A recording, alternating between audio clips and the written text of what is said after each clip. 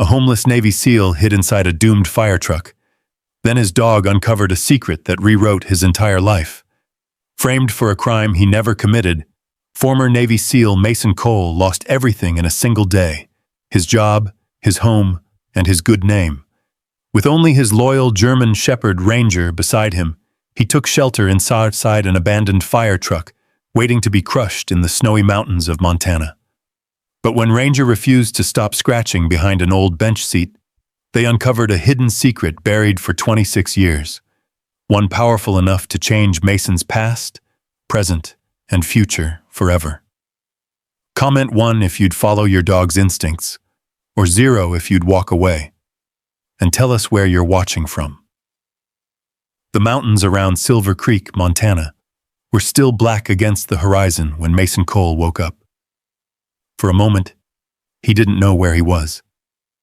The familiar panic hit first. Sand, smoke, gunfire, a radio screaming somewhere in the darkness. Then the dream cracked apart. The ceiling above him came into focus. A narrow room, a faded wooden dresser, a single window glazed with frost. Montana. Not Afghanistan. Not Syria. Home. Or at least the closest thing he had to one. Mason sat upright on the edge of the bed, breathing slowly until the pounding in his chest eased. At 38, he was still broad-shouldered and powerful, but the years had carved hard lines into his face. The beard he kept trimmed short couldn't hide the scars along his jaw. Across the room, a German Shepherd immediately lifted his head. Ranger. The dog's ears twitched once.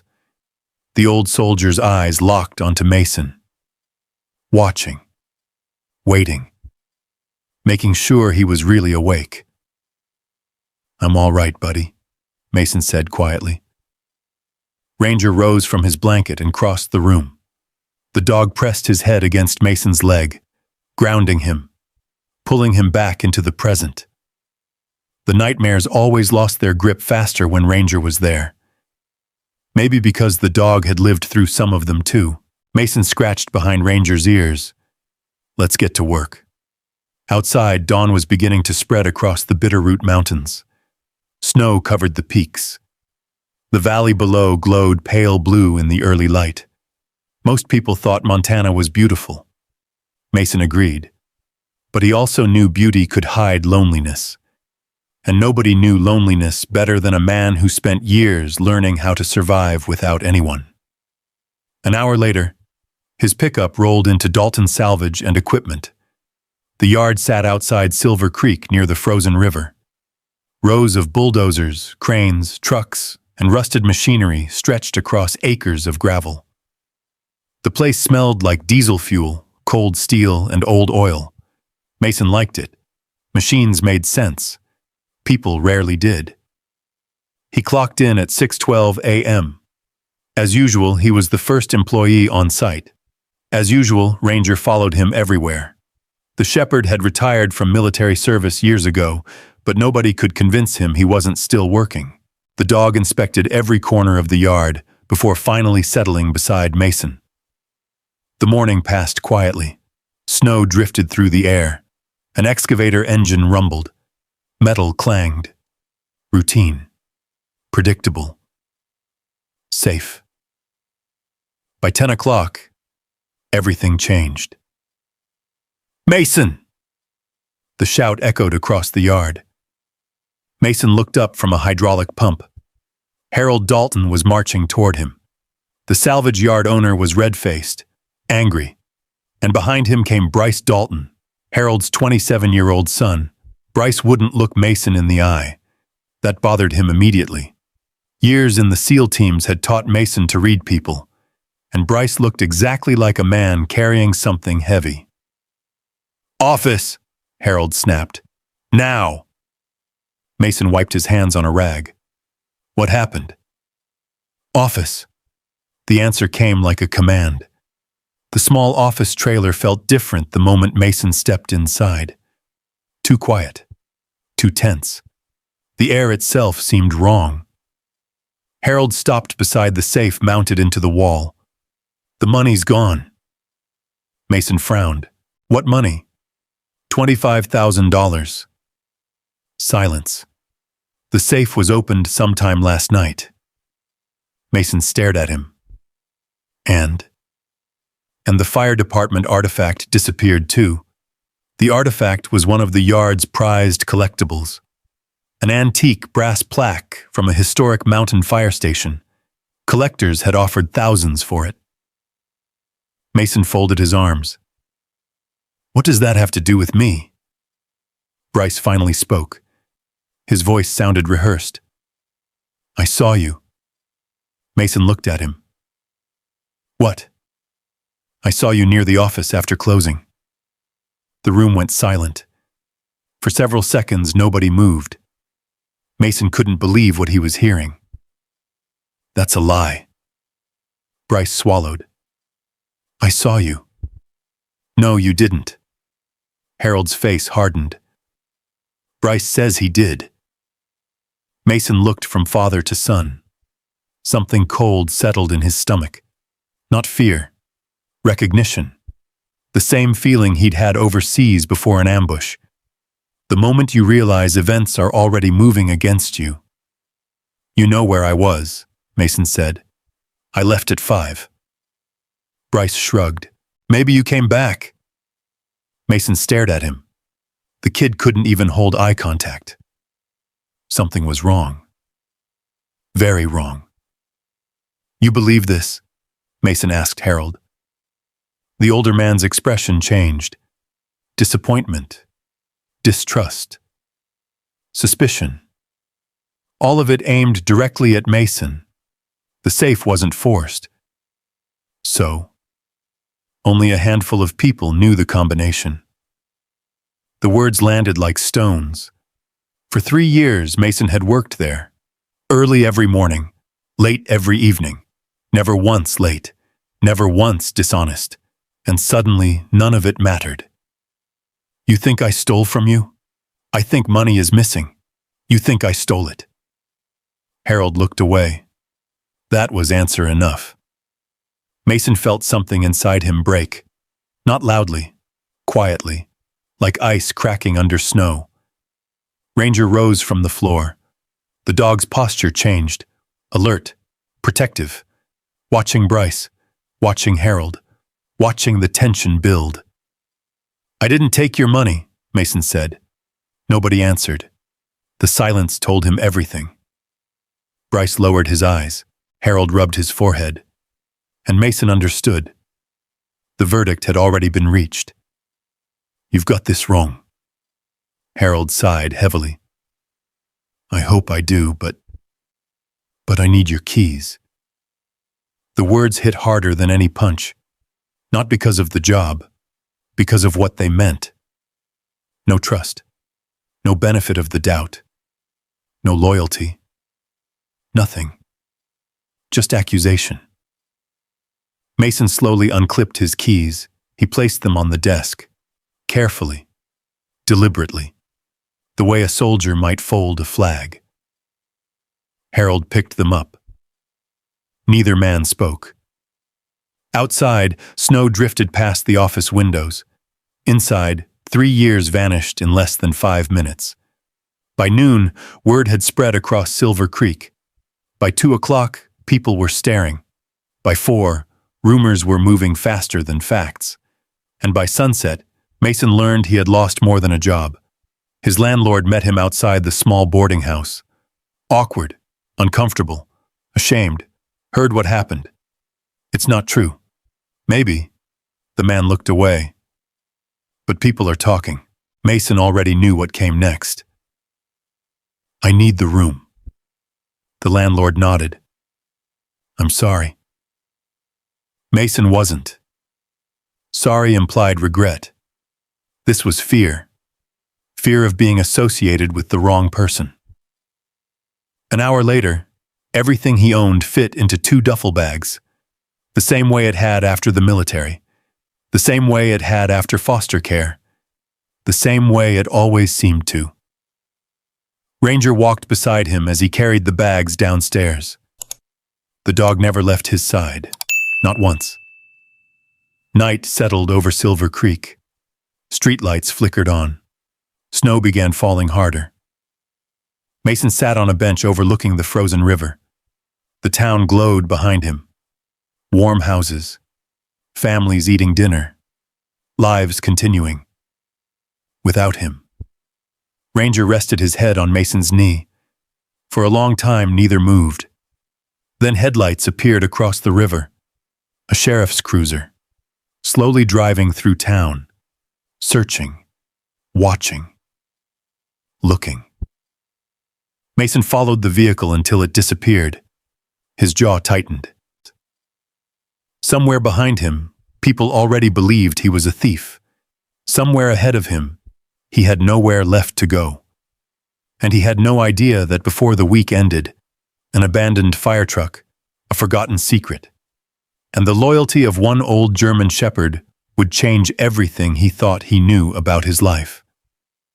The snow continued to fall, and for the first time in years, Mason Cole found himself completely alone, or so he thought. The snow continued falling over Silver Creek long after darkness settled across the valley. Streetlights cast pale circles onto the frozen sidewalks. Storefronts glowed warmly. Families gathered around dinner tables. Laughter drifted through windows. Mason sat motionless on the bench beside the river, while Ranger remained pressed against his leg. The German shepherd had not moved in nearly 20 minutes. Neither had Mason. The cold should have bothered him. It didn't. Combat had taught him there were worse things than winter. Betrayal was one of them. Across the river, the lights of Dalton Salvage flickered faintly against the darkness. Mason stared at them. 3 years. 3 years of showing up before sunrise. 3 years of fixing machines nobody else could fix. 3 years of proving he could still be useful after the military. Gone in a single day. Gone because one man lied. His jaw tightened. Ranger suddenly raised his head. The dog's ears stood upright. Alert. Focused. Mason followed the direction of his gaze. Nothing. Just darkness. Snow. The distant highway. But Ranger remained fixed on something. After a few seconds, the dog relaxed. Mason exhaled slowly. You always know something I don't you?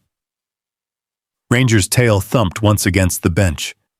The simple gesture made Mason smile for the first time all day.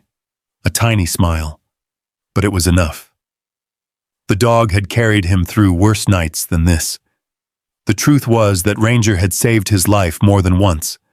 Not only overseas, at home too, especially after the nightmares started. Especially during the long nights when the memories came back. The explosions, the screaming, the faces, the things no veteran ever completely left behind. Mason stood. The river wind cut through his jacket immediately. We should move. Ranger rose beside him. Always ready, always following. The two of them walked through the sleeping town. Snow crunched beneath Mason's boots. The duffel bag hung heavily from his shoulder. Everything he owned fit inside it. A few clothes, old military photographs, some paperwork, a worn combat knife he never carried anymore, and a small metal box holding medals he hadn't looked at in years. The farther they walked, the emptier the streets became. The town eventually gave way to warehouses, then rail yards, then darkness. Beyond the last row of buildings, the mountains rose like giant shadows against the night sky. Mason stopped near an abandoned gas station. Now came the problem. Where exactly was he supposed to sleep? The motel was impossible. He barely had enough money for food. The sheriff was probably already looking for him. Sleeping outdoors in these temperatures wasn't a real option, not even for him. The temperature had dropped below 15 degrees. The mountains would get colder before dawn. Then an image surfaced in his mind. A fire truck. Old. Forgotten. Hidden near the back of Dalton Salvage. scheduled for destruction. Nobody ever went near it. Mason had worked around that truck dozens of times. The thing sat alone behind rows of rusting machinery. Most people didn't even know it existed. He looked down at Ranger. "What do you think?" The dog tilted his head. Mason laughed quietly. "Yeah, that's about as good a plan as we've got." An hour later, they reached the far edge of the salvage yard. The property stretched across acres of frozen ground beside the river.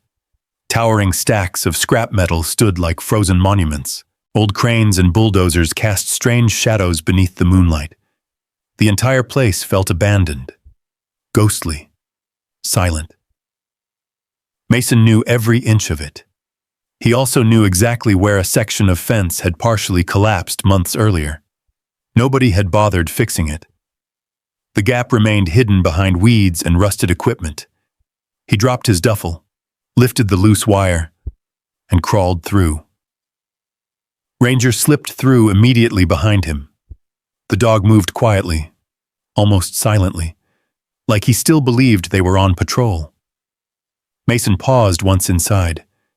The yard looked different at night, bigger, lonelier. Rows of forgotten machines disappeared into darkness. Snow covered everything. Even the massive excavators looked tired, retired, waiting. A lot like him. The old fire truck sat exactly where he remembered, near the rear property line, half buried in snow, its faded red paint barely visible beneath years of weather. The chrome grille reflected moonlight. The truck seemed strangely alive despite its age, as if it had stories nobody remembered anymore. Mason approached slowly. The fire department emblem was still visible on the driver's door. Silver Creek Mountain Station number 8. The station had closed decades ago. The truck survived only because nobody wanted to pay for moving it. Now even that reprieve was ending. 2 weeks. Then the crusher. Mason climbed onto the running board, pulled open the driver's door. The hinges groaned loudly. The sound echoed across the yard. For a second, he froze, listening. Nothing moved. No alarms. No footsteps. No voices. Only wind. He climbed inside. The cab smelled of old leather, dust, cold metal, and something else. Smoke. Not fresh smoke. Ancient smoke. The kind that never fully left a firefighter's truck. Mason sat behind the steering wheel. His fingers brushed the worn surface. Somewhere years ago, men had driven this truck into danger. Not away from it, toward it. A strange feeling settled over him. Respect. The same feeling he experienced whenever he encountered old military memorials. The machine carried history, even if nobody remembered it. Ranger jumped into the passenger side, then immediately climbed into the rear section of the cab. The dog turned twice, settled down, and let out a deep sigh. Comfortable, like he'd already chosen their sleeping quarters. Mason shook his head. "Guess we're staying." He spread a blanket across the bench. The truck blocked most of the wind. Not perfect, but survivable. Outside, snow continued falling. Inside, silence surrounded them. For a while, Mason simply listened. The ticking of cooling metal, the distant whistle of a freight train, the soft breathing of his dog. It should have felt peaceful. Instead, the silence opened old doors inside his mind. The memory arrived without warning. A convoy, a desert road, a radio call. Then fire. Bright enough to turn night into day. Mason jerked upright, breathing hard. Sweat covered his forehead despite the cold. The panic attack hit fast. His chest tightened, his hands trembled. For a terrifying moment, he wasn't inside an abandoned fire truck. He was back overseas, back inside smoke and chaos, back among ghosts. Then something warm touched his arm. Ranger. The dog had crossed the cab. His head rested firmly against Mason's chest. Steady. Present. Real. Mason closed his eyes, focused on the dog's breathing. One breath. Then another. Slowly the panic receded. The memory loosened its grip. The truck came back into focus. The snow. The darkness. The cold. Montana. Not war. Never war, thanks, buddy. Ranger remained where he was, guarding him, as always. Hours passed. Near midnight, Mason finally drifted into a light sleep. Then something woke him. A sound. Small. Soft. Scratch. Mason opened his eyes. The cab was dark. Only moonlight filtered through the windshield. Scratch. Again. This time he saw Ranger. The dog was standing, ears forward, body tense, staring at the rear wall of the cab. Scratch. Ranger pawed once at the area behind the rear bench seat, then stopped. Mason frowned. What is it? The dog didn't look away. His entire attention remained fixed on the same spot. The behavior was unusual, very unusual. Ranger wasn't distracted by random noises. Years of training had removed that habit. If he focused on something, there was usually a reason. Mason grabbed a flashlight, shined it toward the back wall. Nothing. Just old metal. Rust, dust, a cracked bench seat. Normal. At least it looked normal.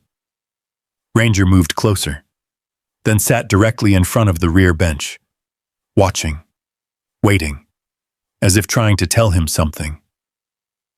Mason stared at the spot for several seconds, then shook his head. Tomorrow.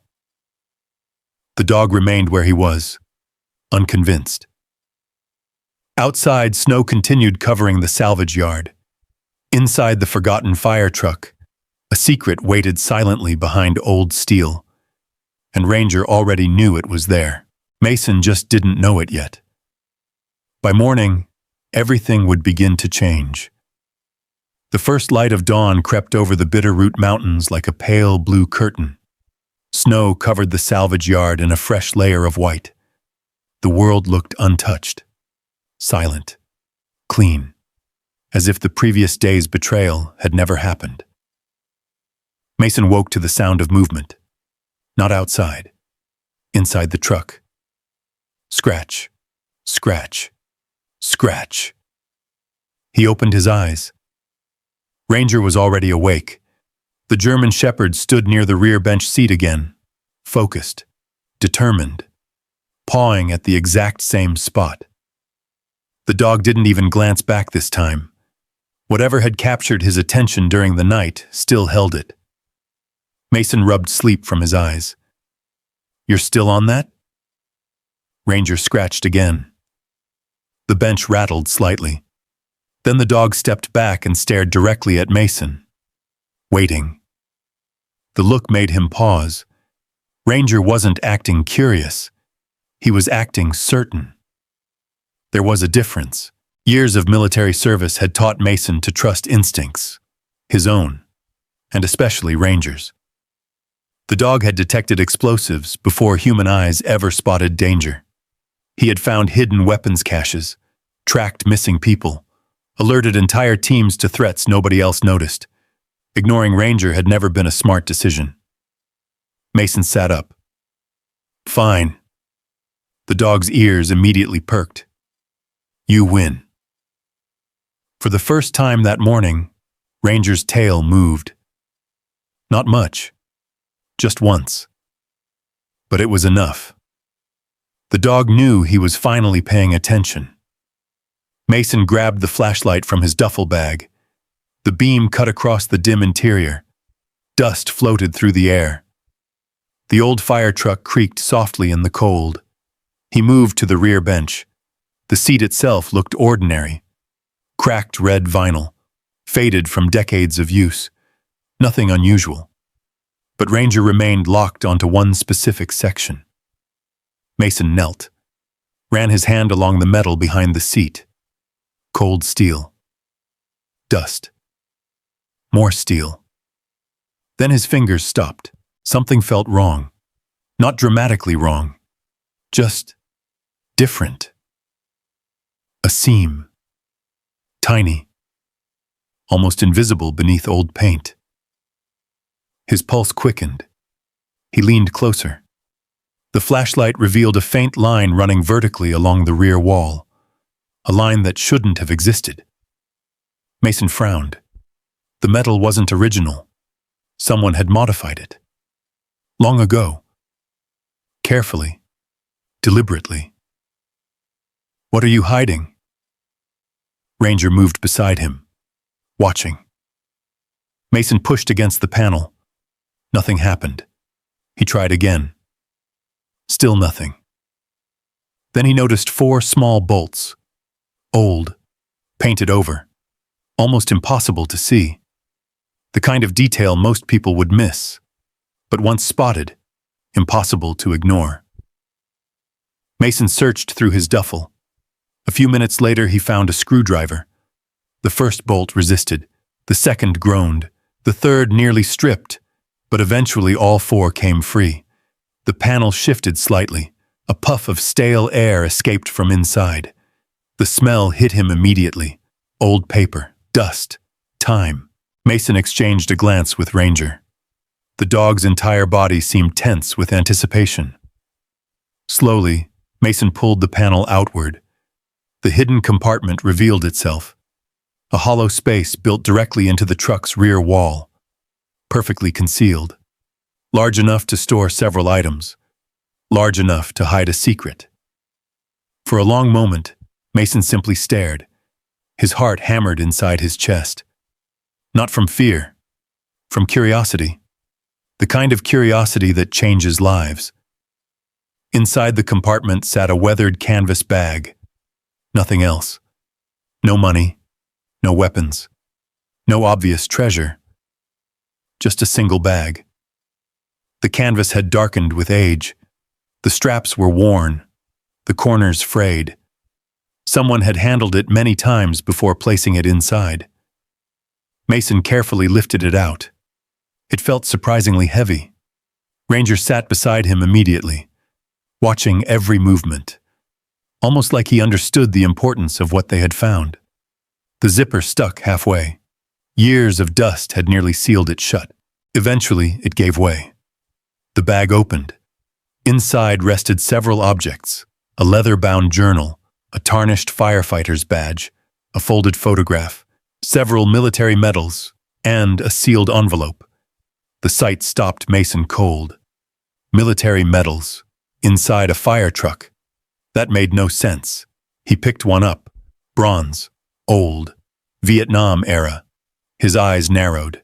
The medal belonged to a soldier, not a firefighter, not a collector, a soldier. The journal came next. The cover was cracked with age, its pages yellowed. A name had been written carefully on the inside. Walter Grayson. Mason had never heard it before. Yet somehow the name felt important. The photograph was faded almost beyond recognition. He could only make out the outline of mountains, a cabin, and what appeared to be a fire engine. The image had been folded and unfolded countless times. Someone had treasured it. Then came the envelope. Mason froze when he saw the handwriting. Large, careful, deliberate. 5 words written across the front. For the soldier who finds this. The cab suddenly felt smaller, quieter, as though the entire world had stopped moving. Mason stared at the envelope.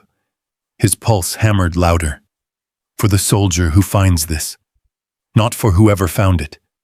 Not for the owner. Not for a firefighter. A soldier. Specifically. The words felt impossible. The truck had been abandoned for decades. The compartment hidden, the message buried. Yet somehow it seemed directed at him. Ranger nudged his arm. The motion snapped him out of his thoughts. He looked down. The dog remained calm, steady, patient, like a partner waiting for him to finish the mission. Mason laughed softly. I know. Outside, wind swept across the salvage yard. Snow danced between rusted machines. The forgotten fire truck stood alone beneath the winter sky. But it didn't feel forgotten anymore. Not after this. Mason carefully opened the journal. The first page crackled softly. The handwriting was neat, disciplined, the kind written by someone who valued order.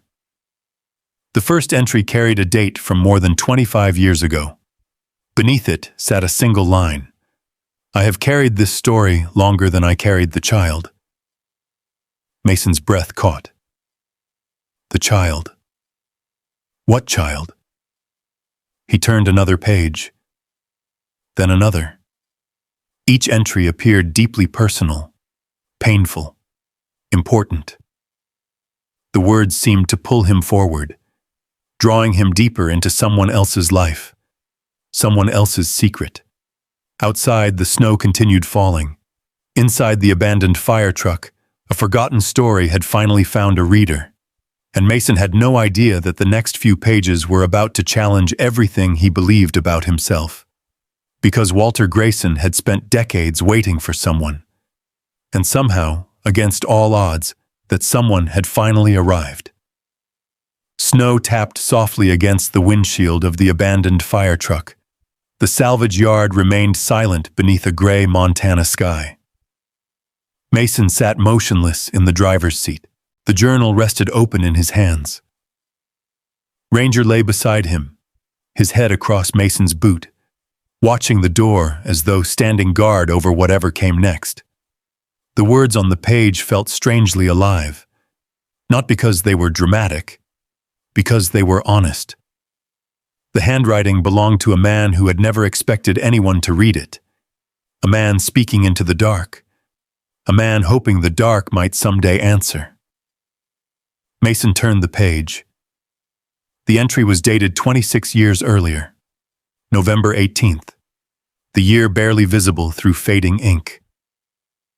I have carried this story longer than I carried the child. The sentence appeared again at the top. Walter must have rewritten it after years of reflection. Beneath it, the story continued.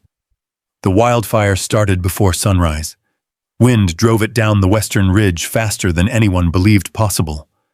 By the time our crew reached the valley, entire sections of forest were already burning. Mason could almost see it.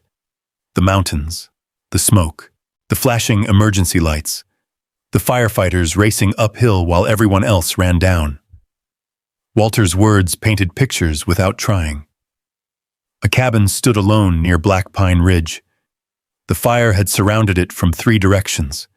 Neighbors reported a woman trapped inside with an infant. Most crews thought the structure was already lost. I remember thinking we were too late. I remember praying I was wrong. Mason swallowed. The next pages became more detailed. Walter described the climb through thick smoke, burning pine trees collapsing around them, the heat, the confusion, the fear. Then one sentence stopped Mason cold. I saw her at the upstairs window. For several moments he stared at those words. The handwriting grew shakier, almost emotional. The woman was holding a baby. Smoke poured around her. She couldn't reach the stairs. The fire had already taken them. She knew she wasn't getting out, but she wasn't looking at herself. She was looking at the child. Mason slowly turned the page. Outside, a gust of wind rocked the truck. Inside, the story continued. She never screamed. That is what I remember most. Most people scream. She didn't. She simply opened the window, held the child out toward us, and trusted strangers. Mason felt his chest tighten. Walter described climbing onto the roof of a fire engine, stretching upward, holding out both arms, waiting. The woman handed him the infant, then spoke a single sentence. Take him. The words sat alone in the journal. Nothing after them. No explanation. No dramatics. Just 2 words. Take him. Ranger lifted his head, perhaps sensing the change in Mason, perhaps sensing the sadness in the story. Mason scratched behind the dog's ear without looking away from the journal. The next pages became darker. The fire worsened. Part of the structure collapsed. The rescue crew was forced back. When they returned, the cabin was gone. The woman had disappeared. No body was recovered. No relatives came forward. No one seemed to know who she was. Yet Walter never forgot her. The journal made that painfully clear. I carried the child to the ambulance. I remember his weight. I remember the way he looked at me. Too young to understand anything. Too young to know his life had just changed forever. Mason looked out the windshield. The snow-covered salvage yard blurred slightly. For reasons he didn't understand, the entry affected him more than it should have. Maybe because Walter wrote like a soldier, simple, direct, without self-pity. The same way veterans often spoke when discussing things that hurt too much to describe. He turned another page. Months passed between entries, then years. The story shifted. Walter wrote about searching. I called the hospital. They couldn't tell me anything.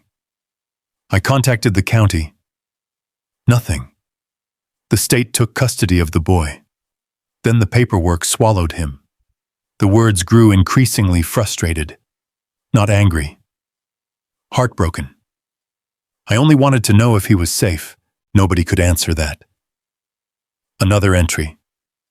I hired a lawyer. They told me I had no legal standing. Another. I wrote letters. No reply, another. The trail ended again. Mason found himself reading faster. Walter had spent years trying to locate the child. Years. The effort seemed obsessive, yet somehow understandable. A rescue like that would stay with a person, especially someone who spent his life protecting strangers. The journal described birthdays, holidays, retirement, the passing of friends, and through it all, one constant remained. The missing child. I still wonder if he remembers anything. Probably not. He was too young, but I remember enough for both of us. Mason slowly lowered the journal. Silence filled the truck. The old firefighter had carried this burden for decades. The loneliness behind the words felt familiar, painfully familiar. Mason understood what it meant to hold on to ghosts. His own ghosts visited every night. The difference was that Walter had turned his into a mission. Something suddenly caught his attention. A folded newspaper clipping slipped from between 2 pages. He carefully unfolded it.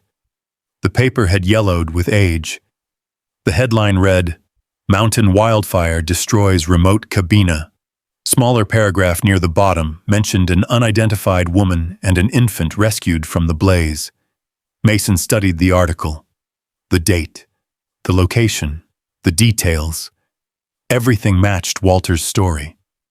This wasn't imagination. It happened. The people were real. The fire was real. The child was real. He folded the clipping carefully and returned it to the journal. Ranger stood and stretched, then moved toward the truck's side window, watching the yard, listening, always alert. Mason glanced at the firefighter's badge lying beside him.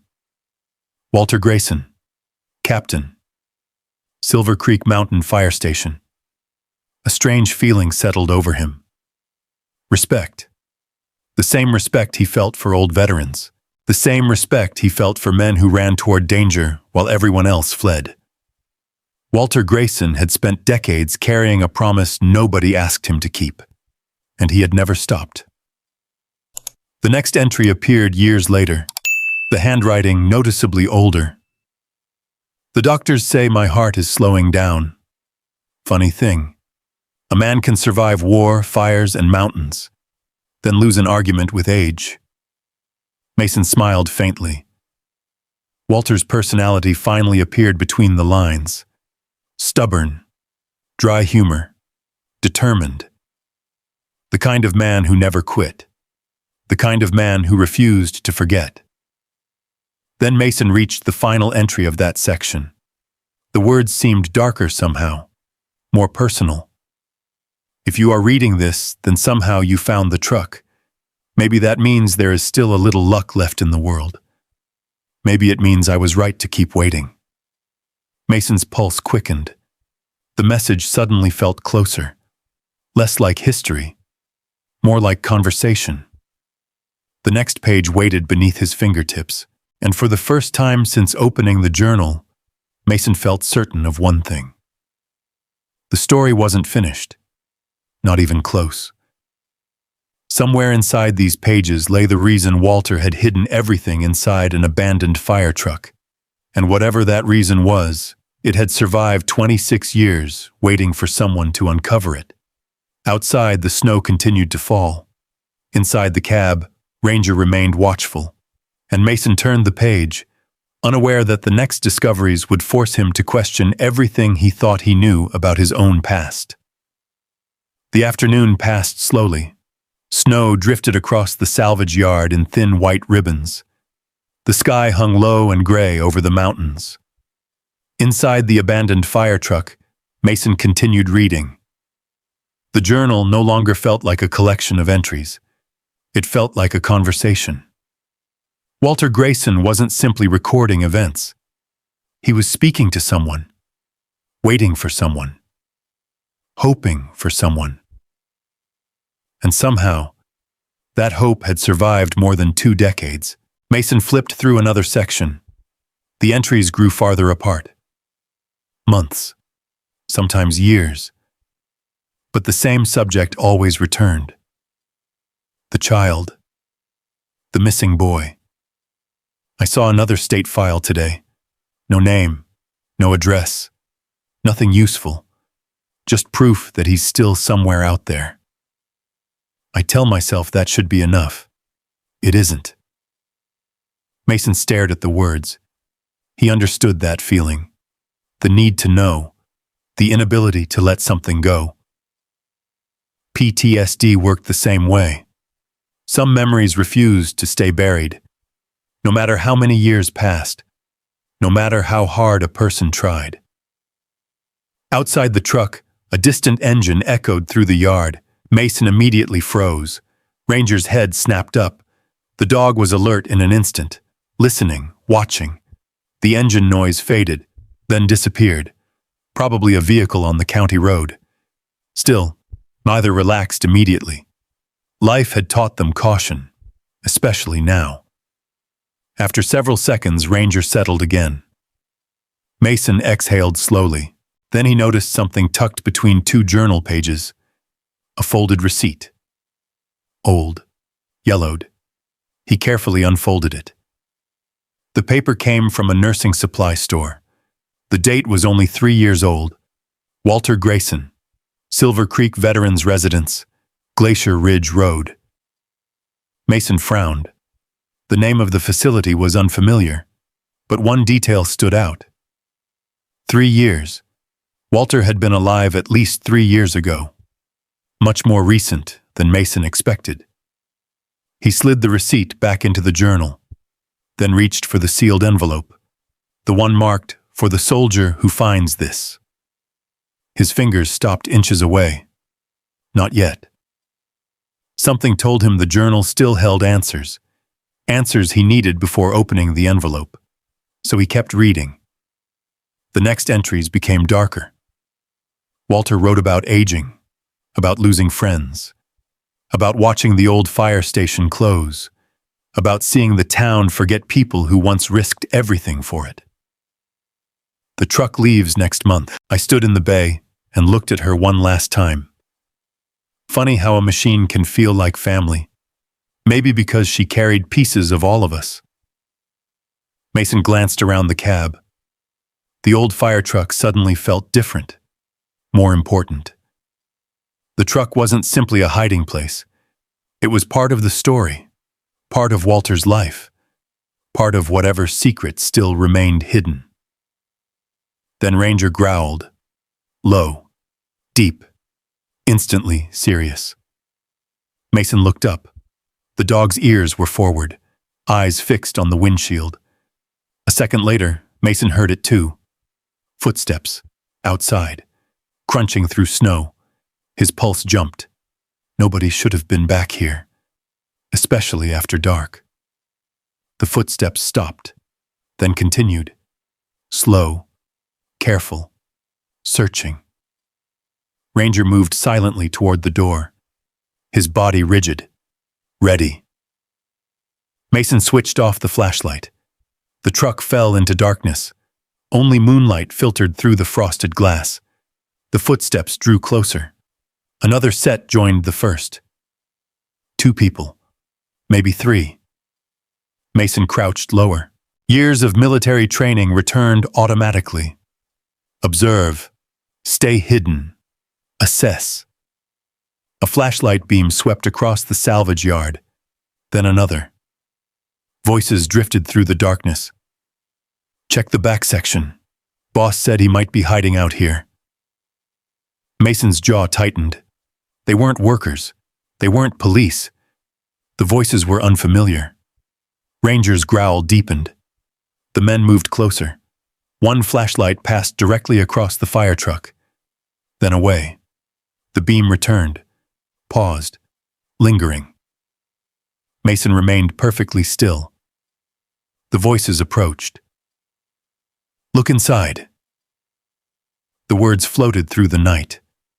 The truck door rattled. Once, twice, locked. The men cursed, then silence. Mason held his breath. Ranger's muscles tensed, ready to explode into action if necessary. But the door never opened. A minute passed, then another. Finally, the footsteps moved away, slowly, reluctantly, searching elsewhere. Only after several minutes did Mason allow himself to breathe normally. Ranger remained alert, listening, making certain the threat had truly passed. What was that about? Mason whispered. The dog looked toward the rear compartment, toward the journal, toward the hidden bag.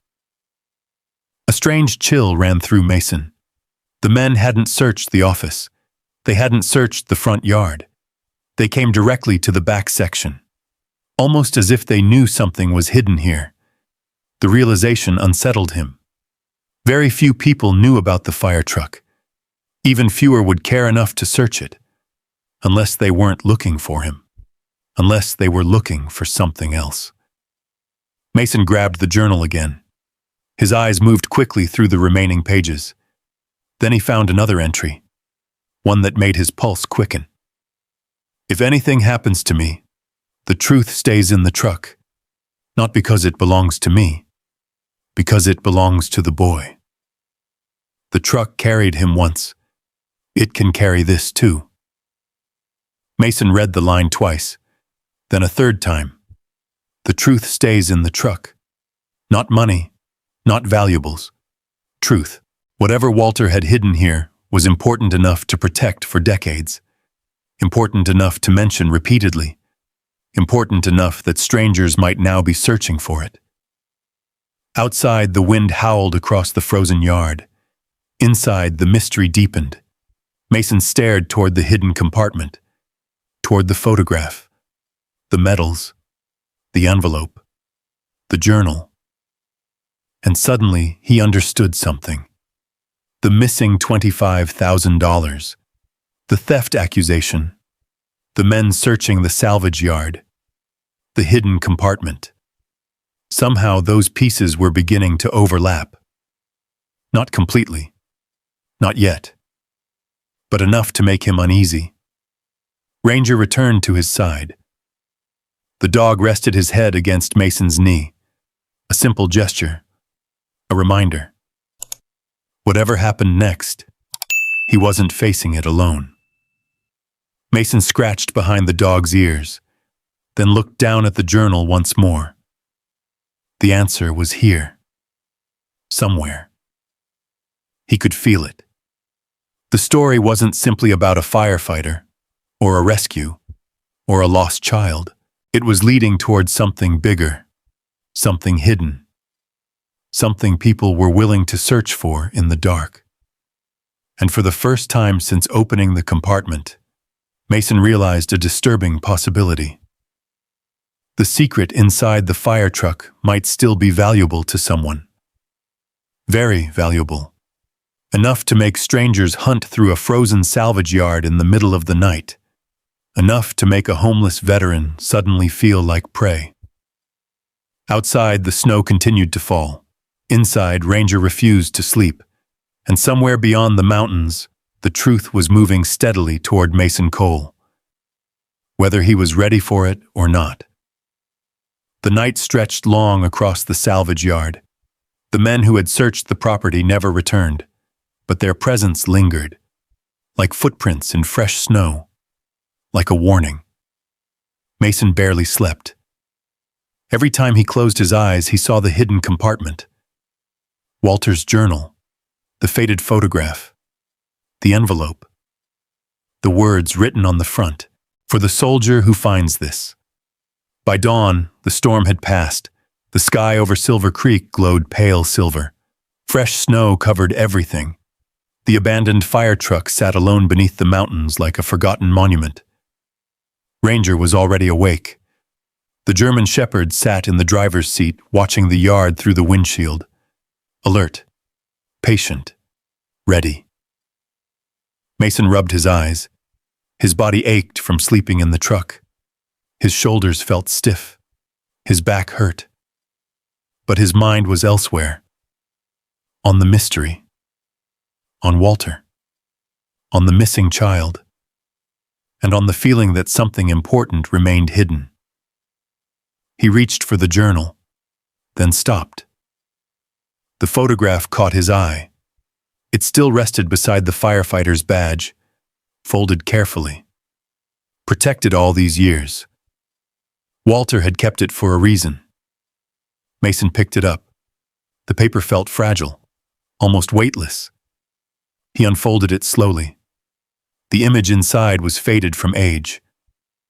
A young woman stood in front of a small cabin. Snow-covered mountains rose behind her. The photograph had suffered damage. One corner was burned away. Another was stained by water. But her face remained visible. She looked young, no older than 25. Dark hair, kind eyes, a small smile. The sort of smile that appeared natural, unforced, happy. Mason stared at her. Something about the image felt deeply personal. Not because he recognized her. He didn't. But because Walter had protected this photograph for more than 2 decades. The woman mattered. A lot. He flipped the picture over. His pulse quickened. A single sentence had been written in faded ink. Her name was Claire, and she deserved better. Mason read it again. Her name was Claire. The sentence felt heartbreakingly simple. He set the photograph aside, then noticed something else. The photograph had been wrapped around another item, a small paper packet, folded several times, hidden. His heartbeat accelerated. Carefully, he opened it. Something tiny slid into his palm, a hospital bracelet. For several seconds, he simply stared. The plastic band looked old, yellowed, fragile. The printing had faded badly, yet part of it remained visible. Baby boy. The words were barely readable. Beneath them sat a date. Mason froze. His breath stopped. The bracelet nearly slipped from his fingers. No, That wasn't possible. He looked again. The date remained unchanged. The same month. The same day. The same year. His birthday. The exact birthday listed on every foster care record he had ever seen. The exact birthday written on every military document. The exact birthday he had repeated his entire life. A cold wave moved through him. Ranger immediately stood. The dog sensed the change. Mason looked down at the bracelet, then at the photograph, then back at the bracelet. His mind raced. Thousands of possibilities collided at once. Coincidence, mistake, chance. But none of them felt right. His hands trembled. Slowly he searched the packet again. There was more. A folded hospital record. Several pages. Official. Stamped. A county hospital logo appeared at the top. Mason unfolded the paperwork. The pages crackled with age. His eyes moved across the first paragraph. Infant male admitted following wildfire rescue. No parents present. Temporary designation assigned. Further information pending. The date matched. Again. Exactly. The same date. His date. The paper blurred slightly. He blinked hard. Read it again. Then again. Every detail pointed toward the same impossible conclusion. The infant. The wildfire. The rescue. The missing child. The date. Mason suddenly felt as though the floor beneath him had vanished. No. The word escaped quietly. Ranger moved closer, resting against his leg, grounding him, keeping him present. Mason swallowed. His throat felt tight. His entire life had begun with questions. Questions nobody could answer. His earliest foster records contained almost nothing. No mother, no father, no family history. Just fragments, a fire, a rescue, an infant discovered after a disaster. For years he had accepted that reality. Some people knew where they came from. He didn't. Some people had roots. He didn't. At least that was what he believed.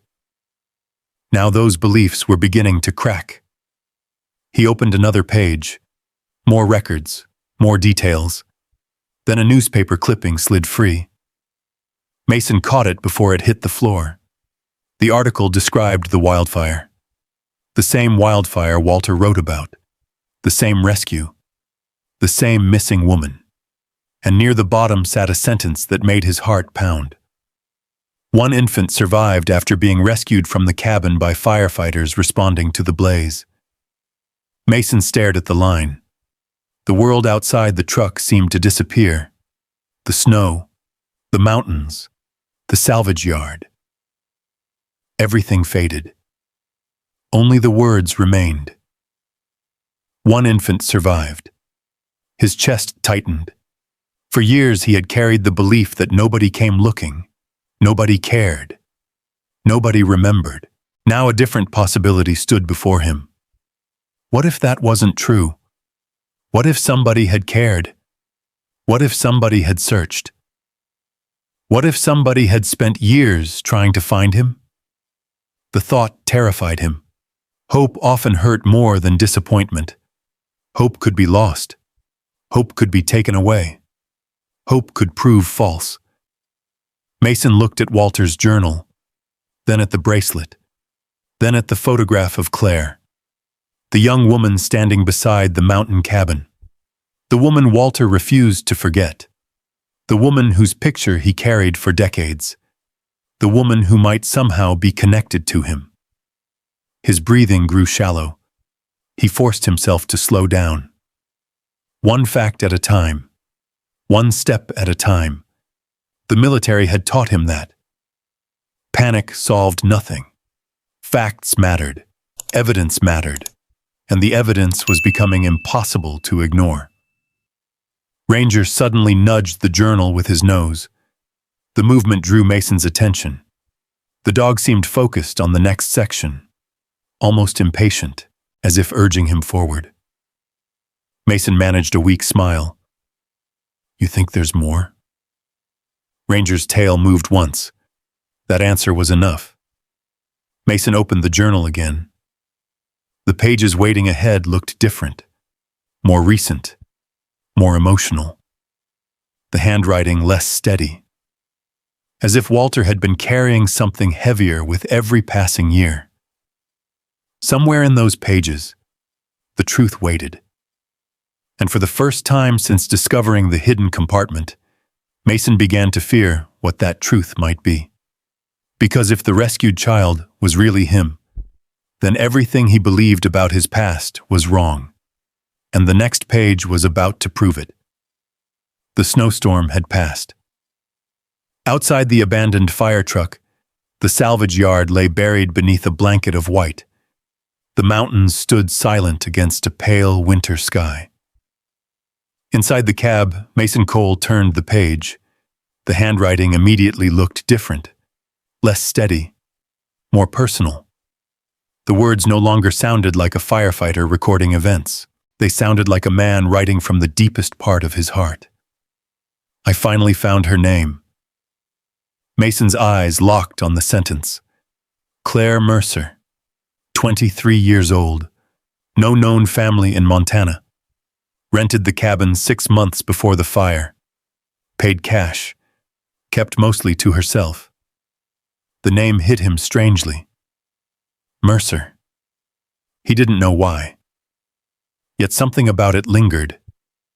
Walter continued. The sheriff's office closed the file. The county moved on. The newspapers stopped asking questions. But I couldn't. Because every time I closed my eyes, I saw her handing me that baby. Every time. Mason swallowed. The pages that followed described years of searching. Walter had spoken with county officials, social workers, hospitals, attorneys, anyone who might know what happened to the rescued infant. Every path ended the same way: confidential, restricted, unavailable. The child disappeared into the system Mason knew all too well. Foster homes, caseworkers, temporary addresses, new schools, new names, new disappointments. His entire childhood had felt like living inside a waiting room, waiting for someone who never arrived, waiting for answers nobody had, waiting for a family that never came. Yet according to the journal, somebody had been looking. The realization unsettled him. Walter wrote, "I know he is alive. I don't know how I know. But I do, I carried him. You don't forget something like that. People think firefighters remember the flames. They're wrong. We remember the people." Mason stared at the sentence for a long time. His throat tightened.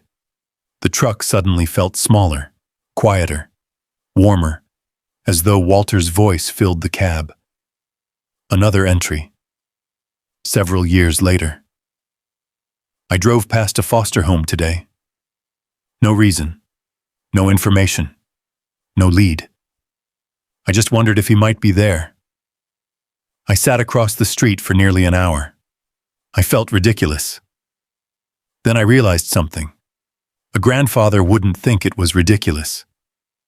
The word stopped Mason cold. Grandfather. Walter had crossed out the word, then written it again, more firmly. A grandfather wouldn't think it was ridiculous. Mason slowly lowered the journal. His chest felt heavy. Nobody had ever looked for him. That was the truth he had lived with. The foundation beneath his entire life. And now that foundation was cracking. Piece by piece, page by page. Ranger moved closer. The German shepherd rested his head against Mason's leg. The simple gesture nearly broke him. He scratched behind the dog's ears. His hand wasn't completely steady. The next entries became increasingly emotional. Walter described retirement, loneliness, aging, friends dying, the fire station closing. Yet one subject never disappeared. The boy. Always the boy. If he is alive, I hope somebody told him he mattered. I hope somebody showed up to his ball games. I hope somebody taught him how to drive. I hope somebody stood beside him when life got hard. The words blurred. Mason blinked several times. His vision cleared, then blurred again. Because nobody had shown up. Nobody had attended ball games. Nobody had taught him to drive. Nobody had stood beside him. Not until Ranger. Not until the military. Not until much later. A strange ache spread through his chest. Not anger. Not grief. Something more complicated. The pain of realizing what could have been. The pain of discovering that somewhere, all those years, someone cared. Someone tried. Someone failed. Not because they gave up. Because they were prevented. Mason turned another page. The handwriting had grown shakier. Age. Illness. Time. The doctors tell me I should rest more. At my age, everyone tells you to rest. Funny thing is, I don't feel tired. I feel unfinished. The sentence lingered in the air. Unfinished. Mason understood that feeling. Combat veterans often carried it. A mission left incomplete. A question unanswered. A promise unfulfilled.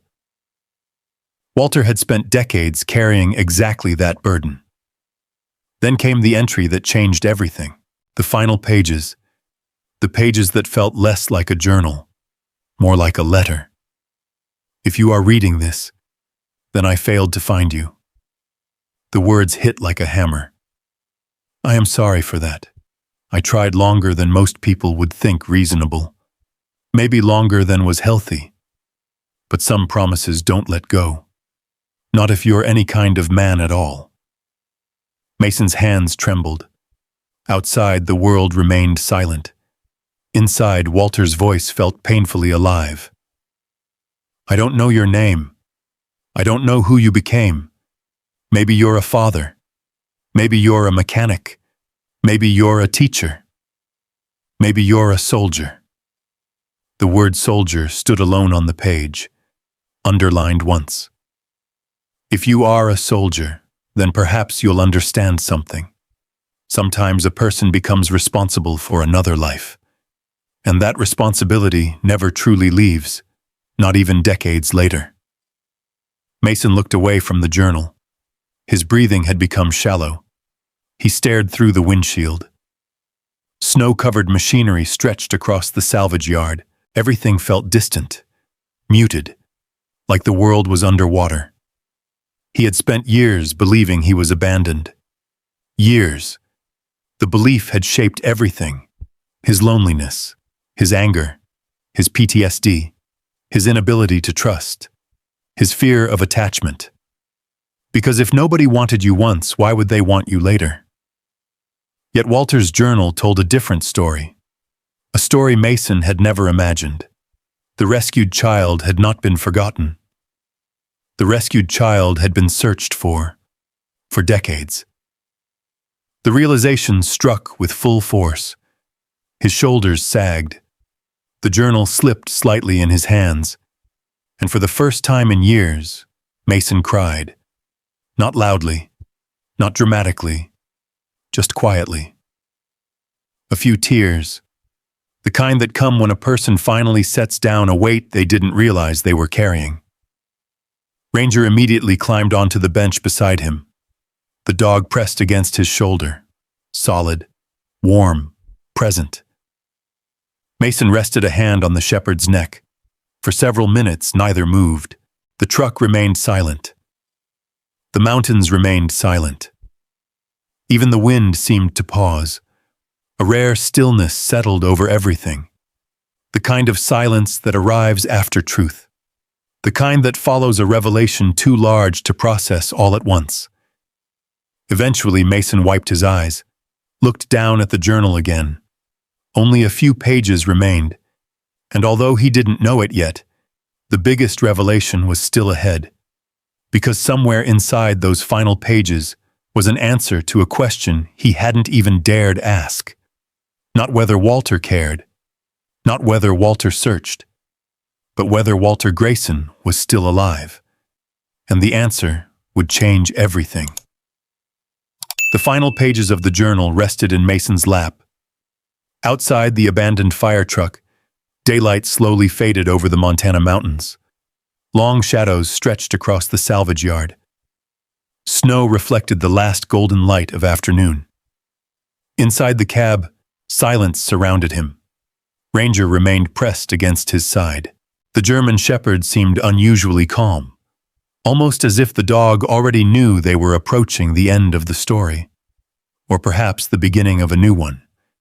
Mason took a slow breath, then turned the page. The handwriting looked weaker now, older, the letters less certain. The words carried the weight of a man running out of time. The doctors moved me to the veterans' residence today. They say it's safer. I suppose they're right. A man reaches an age when everyone starts worrying about him. Mason sat upright. Veterans' residence. Present tense. Not had moved. Moved. The wording mattered. The entry wasn't ancient. It was recent. His pulse quickened. He kept reading. I brought Claire's photograph, the bracelet, the records, and the old truck keys. I couldn't leave them behind. Some things deserved to stay together. The next entry was dated only 2 years earlier. Then another. 1 year earlier. Walter had been alive. Recently alive. Far more recently than Mason expected. The realization felt almost impossible. His eyes moved quickly across the remaining pages. The final entry covered nearly 3 full pages. A farewell letter. Not to the world, to the child, to the boy. If you are reading this, then somehow you found the truck. And if you found the truck, perhaps that means miracles still happen. Mason swallowed. The old firefighter's voice felt incredibly close now. I never stopped hoping. Not once. I stopped expecting. That is different. But I never stopped hoping. The words struck deep. Because Mason understood the distinction. Hope survived when expectation died. Veterans knew that. Survivors knew that. People who carried grief knew that. Walter continued, If I am still alive when you find this, then come see me. If I am gone, know this. You were never forgotten. Not for 1 day. Not for 1 hour. Not for 1 minute. The sentence shattered something inside Mason. All those years, all those foster homes, all those birthdays spent alone, all those nights believing nobody remembered. And here sat proof that somebody had. Somebody had remembered every single day. A strange sound escaped him. Half laugh, half sob. Ranger immediately lifted his head, watching him carefully. Mason reached down and scratched behind the dog's ears. For several moments he couldn't speak. The final line sat at the bottom of the page. Small. Simple. Written shakily. Glacier Ridge Veterans Residence. Room 214. Ask for Walter Grayson. The journal slipped slightly in Mason's hands. Room 214. An actual room. An actual address. Not a memorial, not a grave, not a farewell, an address, a living address. Mason stared at the words, then read them again. And again. The possibility felt enormous. Too enormous. What if Walter was still alive? What if he wasn't? What if he had died last week? Yesterday? An hour ago? The uncertainty became unbearable. Mason closed the journal. His heart pounded. He had to know. He needed confirmation. Now. The sun had nearly disappeared when he climbed down from the fire truck. Ranger followed immediately.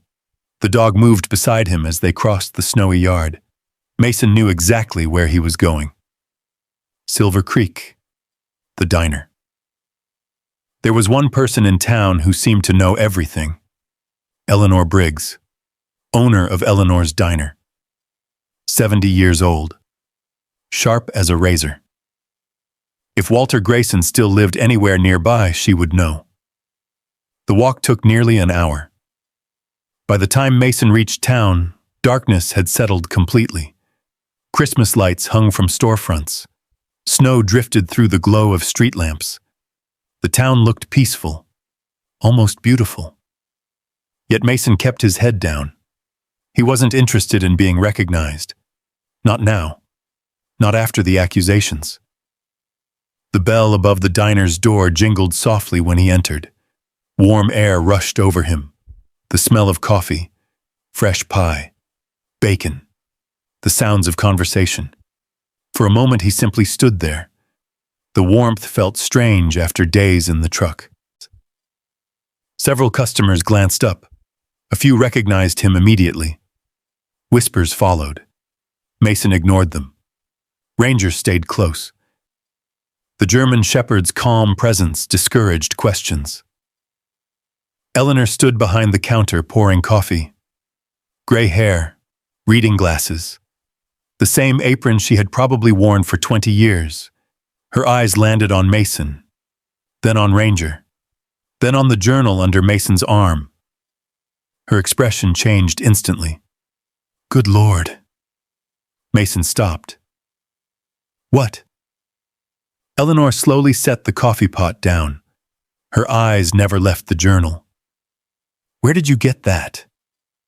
The question sent a chill through him. You recognize it? Recognize it? She stepped around the counter. Honey, I'd recognize Walter Grayson's handwriting anywhere. The world seemed to stop. Walter. Not was. Is. Walter. Present tense. Mason's voice felt suddenly unsteady. You know him? Eleanor laughed softly. Know him? I've been serving that stubborn old man breakfast since before you were born. Mason felt the air leave his lungs. The answer. The answer had been that simple. Walter Grayson wasn't dead. He wasn't a memory. He wasn't history. He wasn't a name in a journal. He was real. Alive. Somewhere nearby. Eleanor studied Mason carefully, then looked at the journal again. Her expression softened. What happened? Mason hesitated, then handed her the book. Several minutes passed as she skimmed through pages. The diner noise faded into the background. When she finally looked up, her eyes were wet. He found you. Mason frowned. What? Eleanor closed the journal carefully. He spent 26 years as Shios looking for that child. Her voice cracked slightly. And somehow, he found you. Mason shook his head. No. I found this. No. Eleanor smiled sadly. You don't understand. She tapped the journal. Men like Walter don't quit. The old woman looked toward the snow-covered street outside. He never stopped believing that boy would come back. Mason swallowed hard. The emotion in her voice felt genuine, raw, as though she had witnessed the entire journey. Is he alive? The question barely escaped. Eleanor's smile widened. Alive? She laughed softly. Meaner than ever. Mason stared. For a second he thought he misheard. Then she nodded. Glacier Ridge Veterans Residence. The exact name from the journal. Room 214. The exact room. A strange pressure built behind Mason's eyes. Walter was alive. Not only alive. Waiting. 2 miles away. Breathing the same air. Living beneath the same mountains. The old firefighter who spent decades searching for a missing child had survived long enough for that child to finally find him. Eleanor stepped closer. "You should go," Mason looked down. The old fear surfaced immediately. "What if I'm wrong? What if you're not?" The answer came without hesitation. Mason glanced toward the window. Snow drifted quietly through the night. Glacier Ridge sat beyond those mountains, only a short drive away. For 26 years, Walter Grayson had searched for answers, and now the answer was closer than either of them ever imagined. Tomorrow morning, Mason Cole would finally meet the man who never gave up on him, and neither of them would leave unchanged. For the first time in days, Mason slept. Not deeply, not peacefully, but enough. Enough to quiet the noise inside his head, enough to make the nightmares feel farther away. The abandoned fire truck creaked softly in the cold Montana night while Ranger slept near the door. Snow continued falling outside, covering the salvage yard, covering the secrets, covering the tracks of the men who had searched the property. By dawn, the mountains glowed pink beneath the rising sun. Mason opened his eyes. Today, after 26 years, today he would meet Walter Grayson. The thought felt impossible. He packed the journal carefully into his duffel. The photograph, the hospital bracelet, the records, everything. Ranger watched every movement. The shepherd seemed unusually alert, as though he sensed the importance of what was about to happen. "Ready?"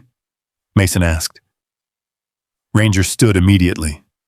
That answer was enough. They left the truck behind and headed toward Glacier Ridge.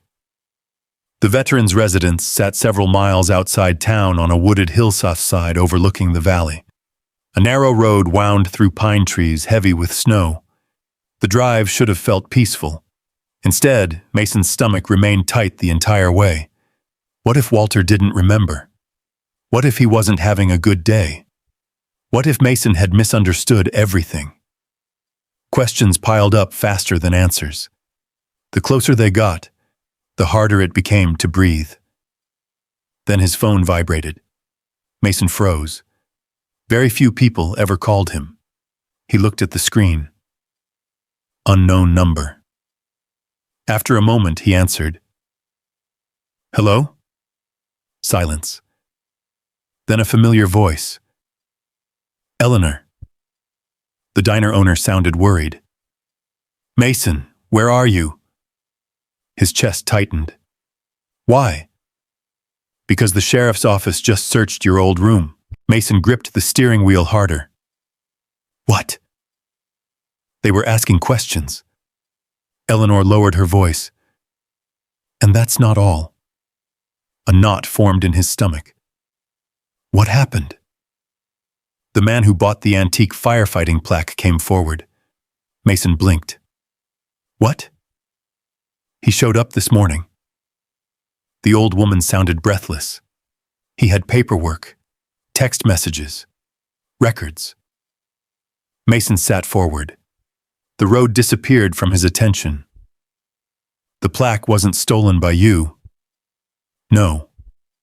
It was sold by Bryce Dalton." For several seconds, Mason said nothing. The mountains rolled past outside the truck window. Snow, pines, sunlight. Yet all he heard was Eleanor's voice. Bryce. The entire accusation. The missing artifact. All of it. Bryce. He sold it. He needed money. Eleanor sighed. "Word is he's drowning in gambling debt." Mason closed his eyes briefly. A bitter laugh escaped him. The truth. It had been Bryce all along, exactly as he suspected. The owner's son. The man nobody questioned. The man everybody believed. The line went quiet. Then Eleanor spoke again. "Mason?" "Yeah. The sheriff isn't done investigating." "What does that mean?" It means the story's changing. For the first time since losing everything, Mason felt something shift. A crack in the wall built around him. The truth was finally moving. Slowly, but moving. After hanging up, he sat quietly for a moment. Ranger nudged his shoulder. The shepherd hated seeing him frozen inside his thoughts. "You're right." Mason smiled faintly. "One thing at a time." The veteran's residence appeared 15 minutes later. A large brick building overlooking the valley. American flags waved outside. Wheelchair ramps curved toward the entrance. Snow covered the surrounding grounds. The place looked peaceful, safe. For several seconds, Mason simply stared. Walter was inside. The man whose voice filled the journal. The man who spent decades searching. The man who might know more about Mason's beginning than anyone alive. Then Ranger growled. Low. Warning. Mason immediately turned. 2 vehicles sat parked across the road, both unfamiliar. 2 men leaned against one of them, watching. Not employees, not residents. Watching. The same feeling returned. The feeling from the salvage yard. The feeling of being observed. One of the men looked away when Mason noticed him. The other didn't. Mason's instincts sharpened instantly. Years of military training never completely disappeared. Something felt wrong. Very wrong. His phone vibrated again. This time it was a text. No number attached. Just a message. "Stay away from the truck." Mason stared. The words felt cold, deliberate. His pulse accelerated. Another message followed. "Some secrets should stay buried." Ranger's growl deepened. The dog had sensed danger before Mason even read the text. A chill moved through him. The hidden compartment. The journal. Walter. The men searching the salvage yard. Now this. The pieces were beginning to connect. Whatever existed inside that truck mattered to someone. Enough to threaten him. Enough to follow him. Enough to try to scare him away. Unfortunately, fear stopped working on Mason Cole a long time ago. He deleted the messages, then stepped from the truck. The cold air struck immediately. Ranger jumped down beside him. The German shepherd positioned himself between Mason and the road. Protective. Alert. The 2 men across the street watched. Neither moved. Neither spoke. Mason ignored them. He had a more important destination. The front entrance. Warm air greeted him inside. The smell of coffee and floor polish filled the lobby. Veterans sat in comfortable chairs. Televisions played quietly in the background. Nurses moved through the hallways. Life continued normally, almost peacefully. Until a receptionist looked up. "Can I help you?" Mason swallowed. For a moment he felt strangely nervous. More nervous than combat. More nervous than the sheriff. Because this mattered. More than any of it. "I'm here to see Walter Grayson." The receptionist smiled. "Room 214. The same room. Exactly as written in the journal." She pointed down a long hallway. "2nd floor." Mason thanked her, then stopped. Ranger suddenly turned. His ears snapped forward. A split second later, a loud crash echoed outside. The lobby windows rattled. Everyone looked toward the entrance. Mason moved instinctively. Years of training took over. He positioned himself, scanning, assessing. Then the front doors burst open. One of the men from across the street stumbled inside, bleeding from a cut above his eye. Terrified. Looking over his shoulder, as though someone was chasing him. The entire lobby froze. The man pointed toward Mason. "You!" His voice shook. "You need to leave." "What?" The man swallowed hard. "They know you found it." The room fell silent. Mason felt every eye turn toward him. The stranger's face had gone pale. "They'll come for the truck." The words echoed through the lobby. Then the man turned and rushed back outside before anyone could stop him. The doors slammed shut behind him. Silence. Complete silence. Ranger stood rigid, the fur along his neck raised. Mason stared toward the entrance. The mystery surrounding the truck had just become far more dangerous. And somewhere inside this building waited the only man who might finally explain why. Walter Grayson. The answers were closer than ever, but so was the danger. And before the day ended, Ranger would prove just how far loyalty was willing to go. For several seconds after the stranger fled the lobby, nobody moved. The automatic doors slowly closed. The veteran's residence returned to silence. Yet the man's warning remained hanging in the air. "They know you found it. They'll come for the truck." Mason stood frozen. His military instinct screamed that something bigger was unfolding. Something connected to Walter. Something connected to the fire truck. Something connected to the hidden compartment. Ranger remained beside him, rigid, alert, watching the entrance, watching everyone. The receptionist looked confused. The veterans sitting nearby exchanged nervous glances. A nurse stepped forward. "Sir, are you okay?" Mason nodded. Not because he was okay, because he didn't know how to explain any of it. The woman pointed toward the elevators. "Room 214 is upstairs." "Walter." The reminder cut through everything else. The threats, the mystery, the strangers. All of it could wait. Walter couldn't. Mason looked down at Ranger. "Let's go." The German shepherd immediately fell into step beside him. A few minutes later, they stood outside room 214. The hallway felt quiet, warm, peaceful, almost sacred. Mason's heart hammered harder with every step. 26 years. 26 years of questions. 26 years of wondering. And now the answer waited behind a single door.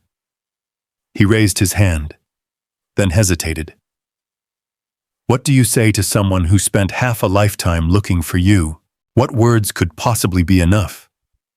Before he could decide, the door opened. An elderly nurse stepped out. She smiled warmly. "You must be Mason." The words stunned him. "You know my name?" She nodded. "Mr. Grayson has been talking about you all morning." Mason stared. "Talking about me?" The nurse smiled again. "Not specifically." She lowered her voice. "But every few weeks he tells us the same thing." "What thing?" She glanced back into the room. "He says somebody is coming." The hallway suddenly felt very small, very quiet. Mason swallowed hard, then stepped inside.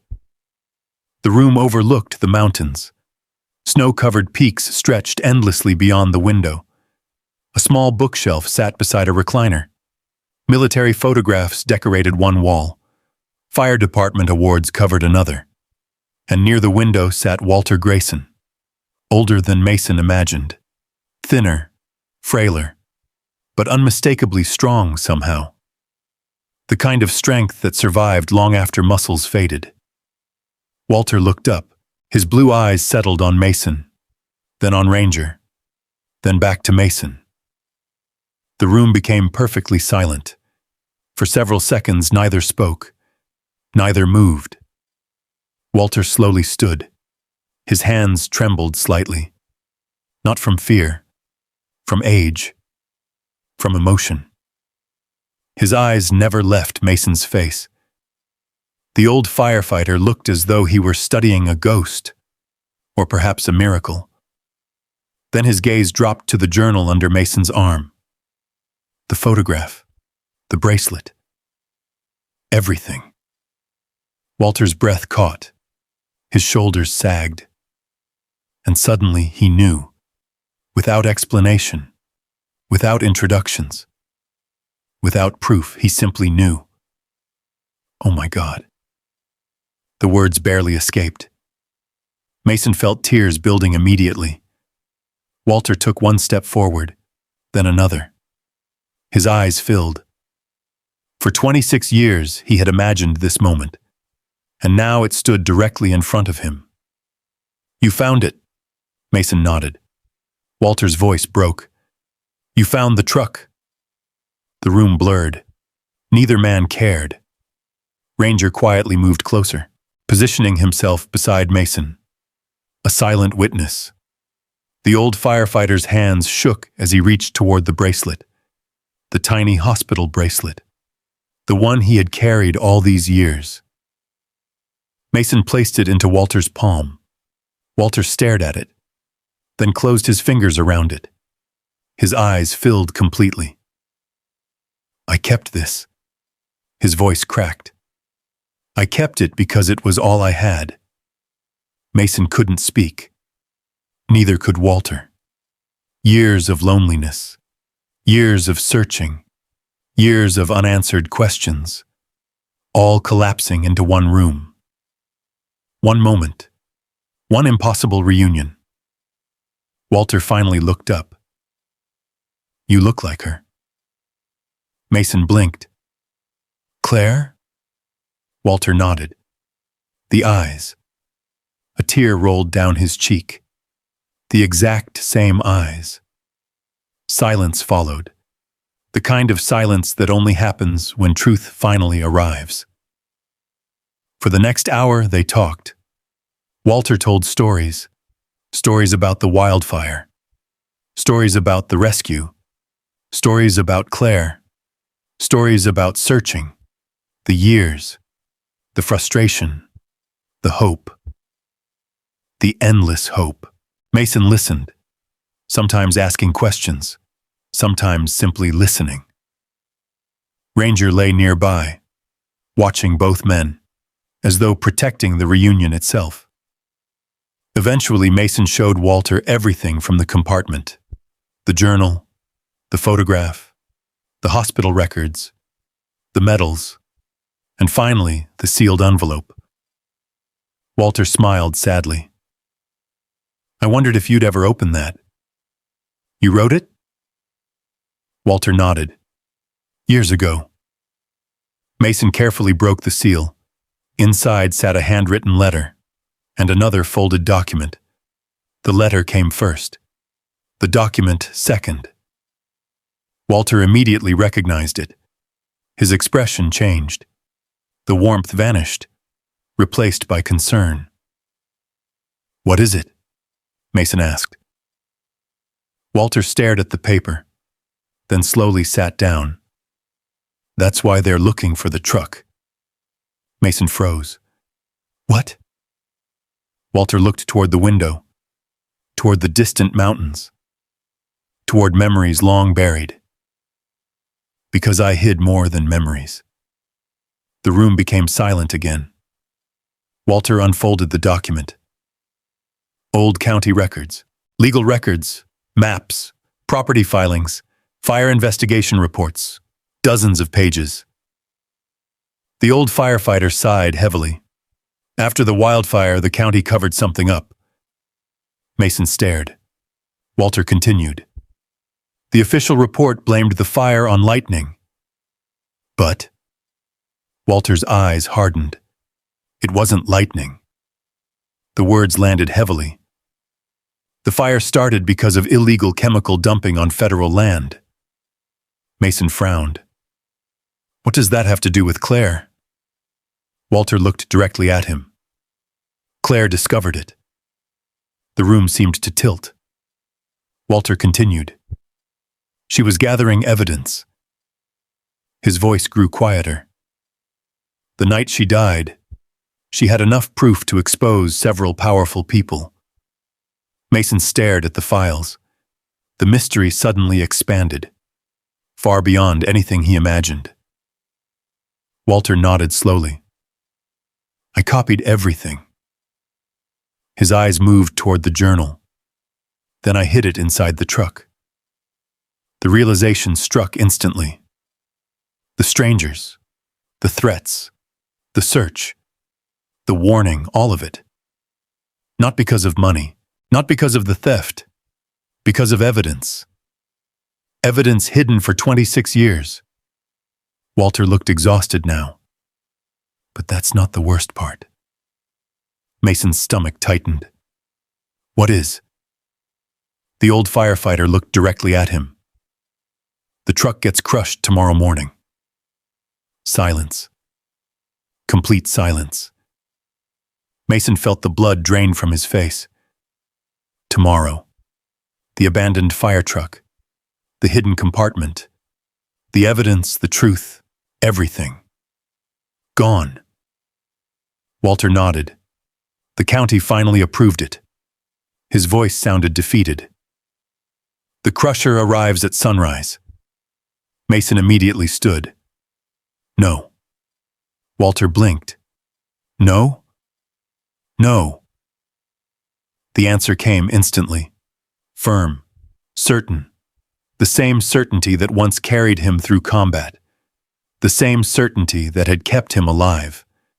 That truck carried his story. Walter's story. Claire's story. The truth. And he wasn't about to watch it disappear. Not now. Not after coming this far. Ranger stood too. The German shepherd limped slightly. Mason noticed it immediately. A small cut along one rear leg, probably from the previous night's encounter. Nothing serious, but enough to remind him. Time was running out. Danger was growing. And tomorrow morning the truck would either survive, or everything hidden inside it would vanish forever. For the first time since opening the compartment, Mason understood the real mission. It was never just about clearing his name. It was about saving the last piece of history that connected them all. And dawn was coming fast. The night passed in a blur. Snow drifted across the mountains. The lights of Silver Creek glowed faintly below the ridge. Inside Walter Grayson's room, nobody slept much. Not Walter, not Mason, not even Ranger. The old firefighter sat beside the window wrapped in a blanket. His weathered hands rested on the faded firefighter's badge from the hidden compartment. For long stretches, he simply stared at the mountains. The same mountains he had protected for decades. The same mountains that had taken Claire. The same mountains that had somehow brought Mason back. Across the room, Mason reviewed the documents hidden inside the truck.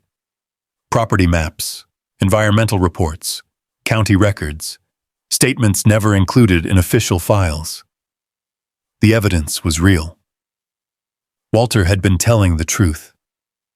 Claire Mercer had uncovered illegal dumping operations near protected federal land before the wildfire, and someone had buried the story, not because it was unimportant, because it was dangerous.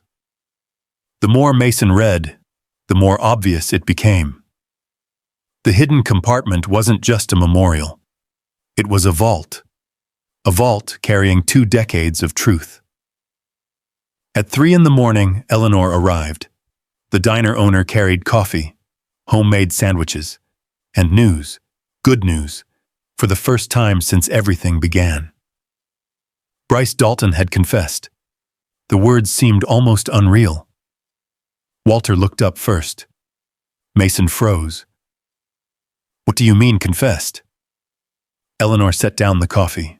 The sheriff questioned him all evening. She smiled grimly. The gambling debts were real. Mason said nothing.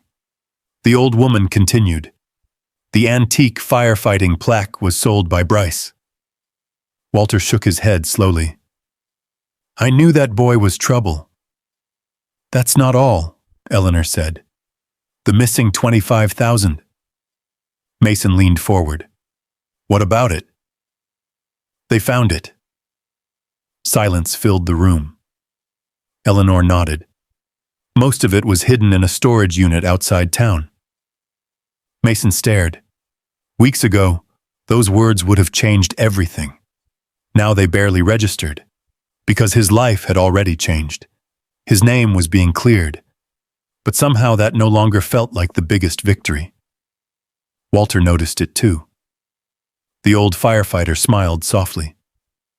You already found something worth more. Mason looked down at the journal, at the photograph, at the bracelet. Walter was right. Far more than his name had been returned. Something deeper had come back. Something he never knew he lost. Family. The conversation continued until dawn. Then the phone rang. The room instantly went silent.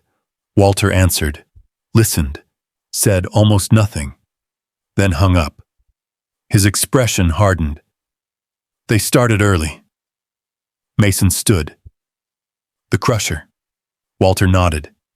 They moved the schedule forward. The old firefighter rose slowly from his chair. His body protested. His knees shook, but determination burned in his eyes. They're taking the truck now. 20 minutes later, they were on the road. Snow covered the highway. The sky remained dark blue. Morning had not fully arrived. Walter sat in Eleanor's passenger seat. Mason drove behind them. Ranger occupied the passenger seat, alert, focused.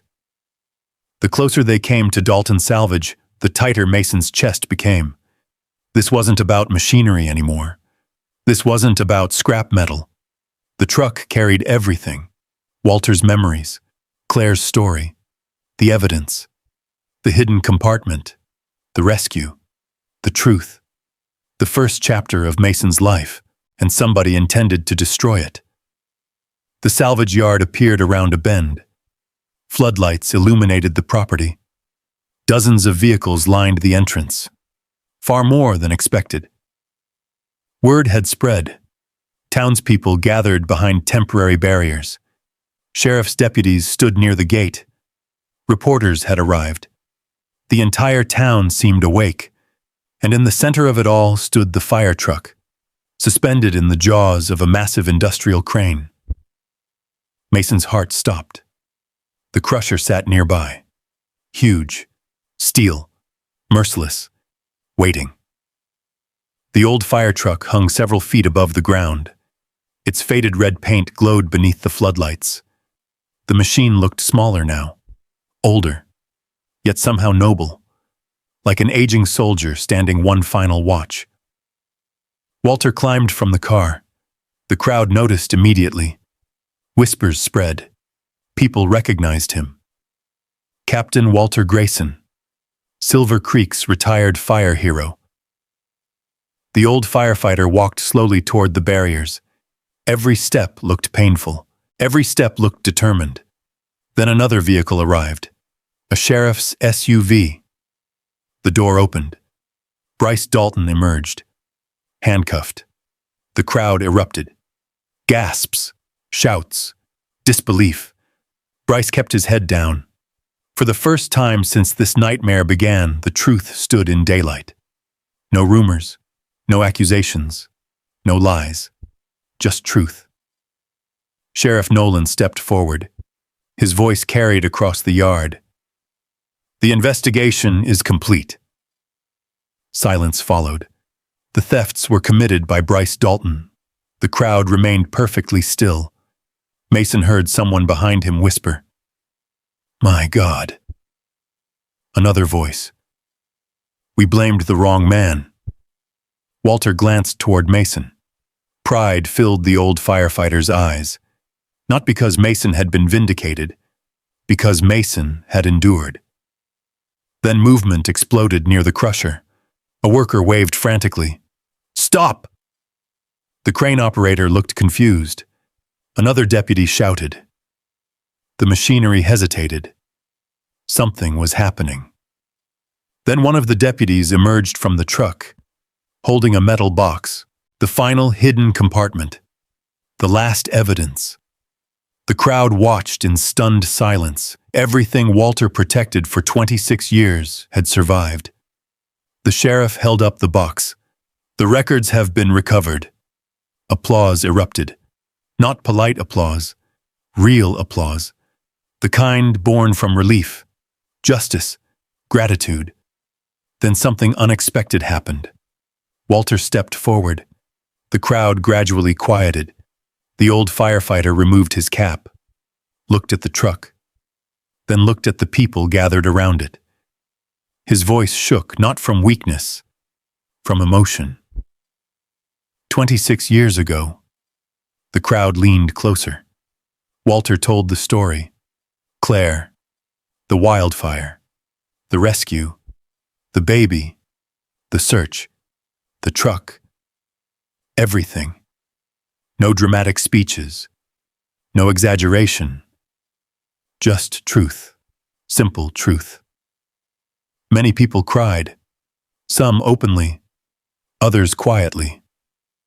When Walter finally pointed toward Mason, the entire crowd turned. This man. Walter's voice broke. I spent half my life trying to find him. Silence. He was never forgotten. Mason looked away. The moment felt overwhelming.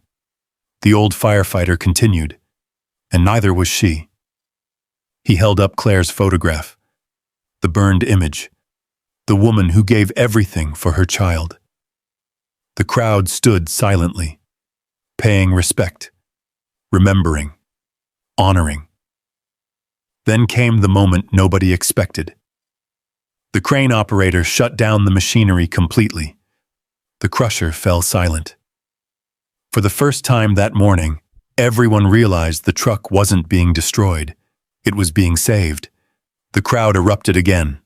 Cheers, applause, relief. Walter smiled. The old firefighter looked exhausted, but happy, deeply happy. Then Ranger limped forward. The German Shepherd moved beside the truck, sat directly in front of it, and refused to move. The crowd laughed softly. Some cried harder. The image captured everything: the loyal dog, the rescued veteran, the old firefighter, the truck, the truth, all together. Sheriff Nolan approached Mason. I'm sorry. The words were simple, but sincere. We should have listened. Mason looked around. At Walter. At Eleanor. At Ranger. At the truck. At the people who finally understood. Then he nodded. Because anger suddenly felt unnecessary. The fight was over. The truth had won. And for the first time since losing everything, Mason Cole stood in the daylight with nothing left to prove. All that remained was discovering what came next. And Walter Grayson already knew the answer. Winter slowly loosened its grip on Silver Creek. The heavy snows began to melt. Mountain streams swelled with fresh water. The forests around the valley started showing hints of green. Life moved forward, but not in the way Mason Cole once imagined. Some stories end when justice arrives. His didn't. His real life had only just begun. 6 weeks after the crusher stopped, the old fire truck stood inside the Silver Creek Heritage Museum. Restored, polished, protected.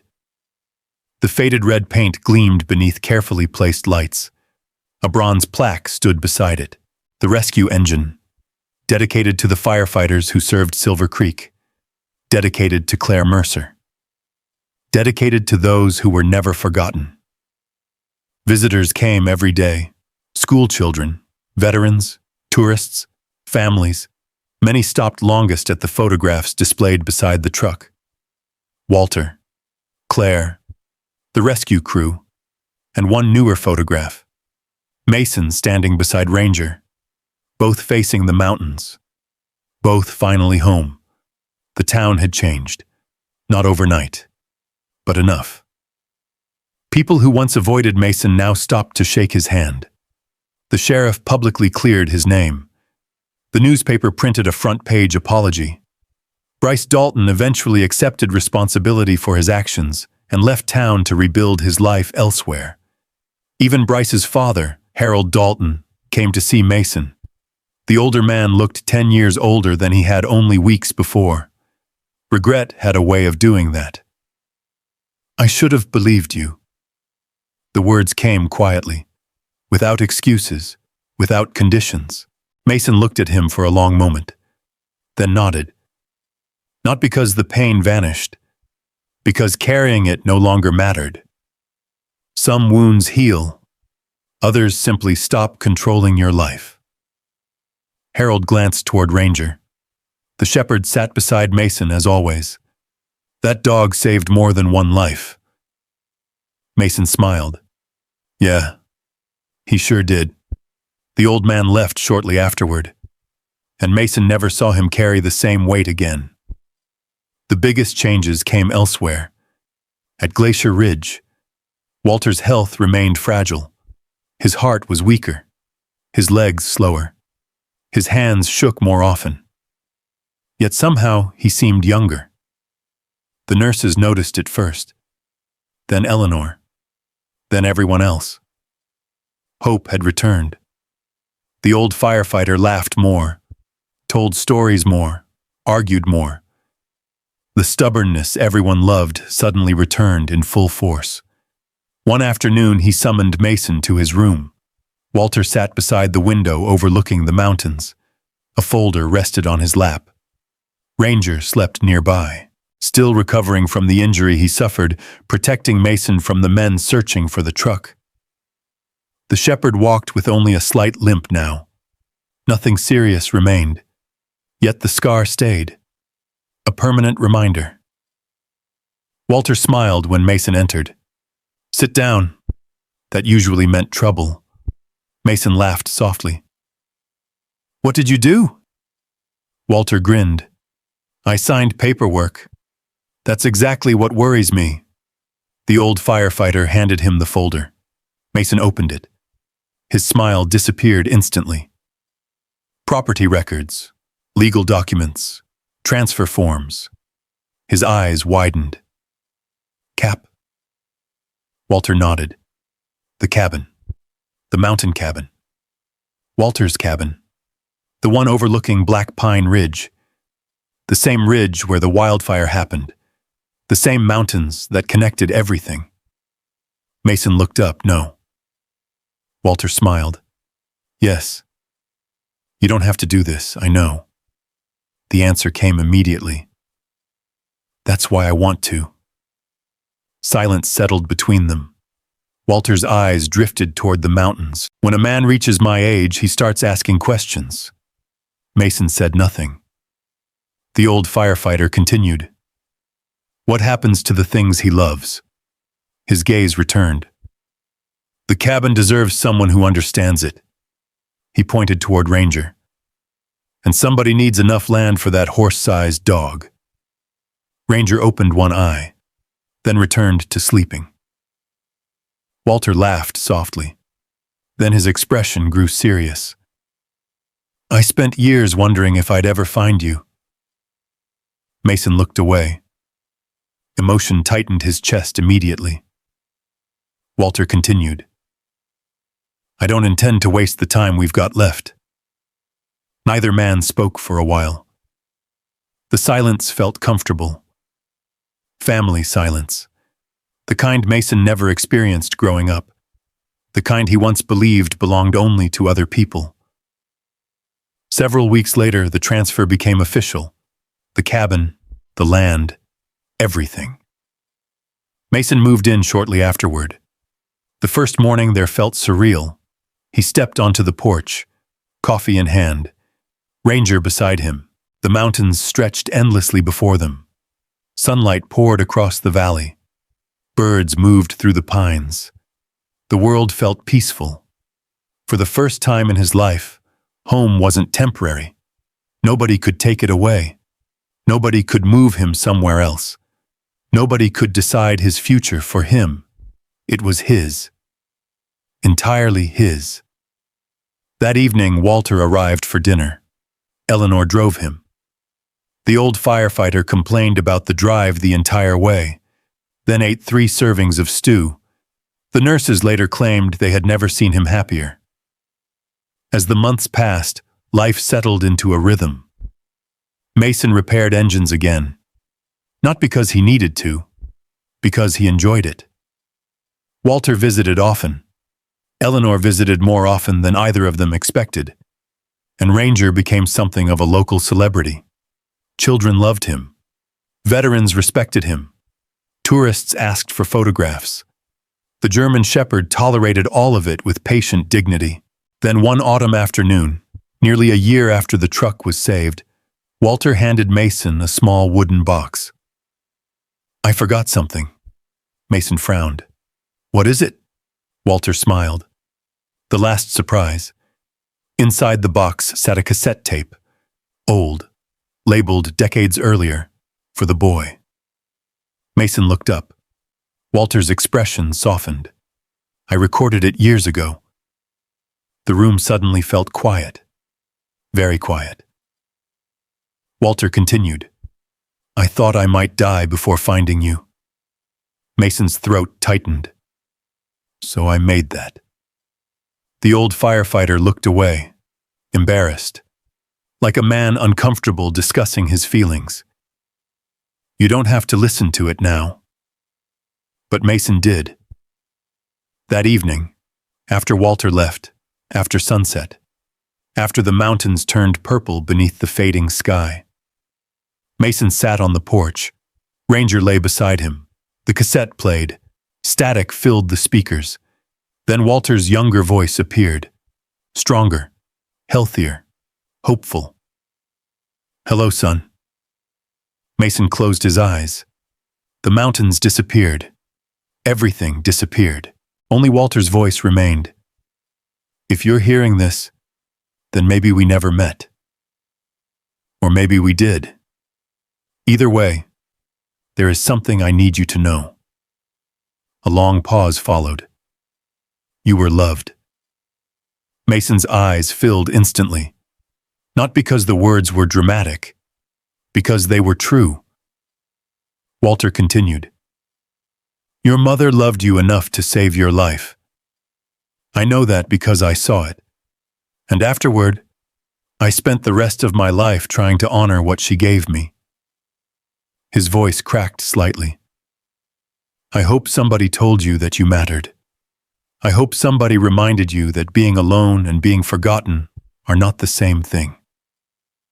Another pause, then the final words. "You were never forgotten. Not once." The recording ended. The mountains stood silent beneath the stars. Ranger rested his head on Mason's knee. For a long time, neither moved. The wind drifted through the pines. The porch creaked softly. Somewhere in the valley below, lights glowed warmly in distant homes. Mason looked toward the mountains, toward the stars, toward everything that had brought him here. The accusation, the betrayal, the fire truck, the journal, the rescue. Walter, Claire, Ranger. All of it. Every loss, every hardship, every mile. And for the first time in his life, Mason Cole understood something simple. He had never been abandoned. He had never been forgotten. He had been loved all along. And sometimes, after the longest winters, that is enough to bring a man home. If you believe a good person deserves a second chance, comment 1. If you think the truth always finds its way to the light, comment 0 and tell us where you're watching from. In a country built by people who refuse to quit, dignity and perseverance still matter. And if stories like this speak to you, consider subscribing and joining us for more stories of justice, resilience, and the enduring spirit of the land of the free.